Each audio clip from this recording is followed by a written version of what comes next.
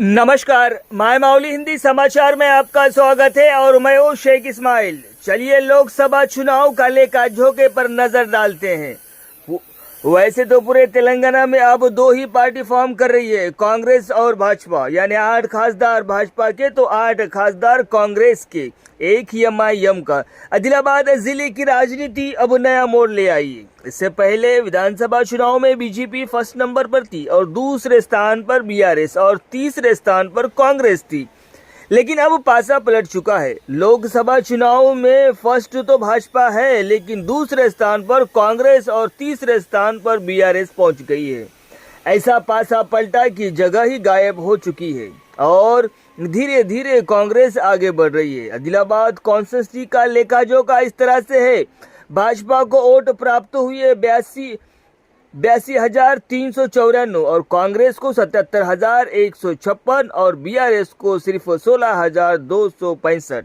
यानी हाथ और कमल ने कार को ओवरटेक कर दिया। और उसी तरह बेला मंडल में जहां से जीत हार की राजनीति शुरू होती है, उसके भी आंकड़े चौंकाने वाले निकले।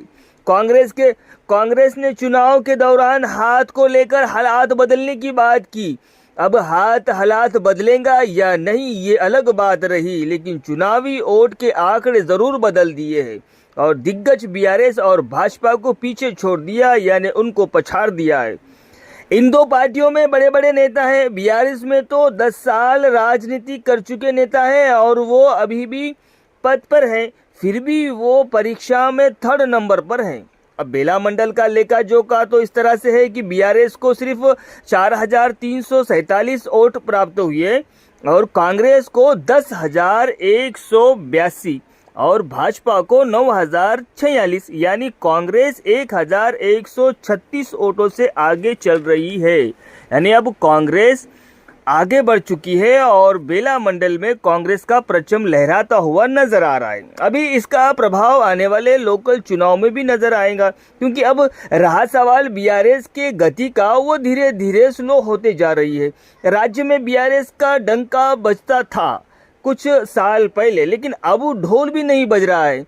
अब बेला केंद्र की बात ले लो। बेला केंद्र में वोट की संख्या है 2728, जिसमें से बीआरएस को वोट प्राप्त हुए सिर्फ 118। ये एक अहम मुद्दा है और ये एक अहम बात है। अब यहाँ बड़े बड़े दिग्गज हैं, जैसा कि माजी सरपंच देवनावलोफर और माजी सरपंच तेजराव मस्के और माजी सरपंच इंद्रशेखर थे, लेकिन वो अपना रास्ता बदल दिए। अब ये दोनों दिग्गज नेता सिर्फ 118 वोट ही समेट सके।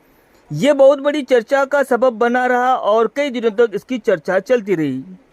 शायद कृपा कहाँ रुकी हुई है ये पता नहीं लग रहा है, लेकिन कांग्रेस बेला शहर से संजय गुंडावार अपनी अच्छा प्रदर्शन से खुश है, क्योंकि उन्होंने 1235 वोट समेटा है और भाजपा सीनियर नेता गणेश गोइंगवार ने उन्होंने टीम को लीड करते हुए 1293 वोट हासिल किए हैं, जहां से इन्होंने टीम को लीड किया। और सोने पे सुहागा तो ये हुआ कि इंद्रशेखर के आगमन से भाजपा को फायदा नजर आता हुआ दिखाई दिया। अब हम दूसरे पार्ट में पूरे बेला मंडल का लेखा-जोखा आपको बताएंगे, क्योंकि अब बेला मंडल में कौन किस पर भारी पड़ा और कौन सी पार्टी आगे है और कौन से नेता का प्रभाव पड़ा, ये हम आपको दूसरे पार्ट में यानी कल इसका पूरा लेखा-जोखा आपको देते रहेंगे। धन्यवाद, पर आप बने रहिएगा माय माउली हिंदी समाचार के साथ।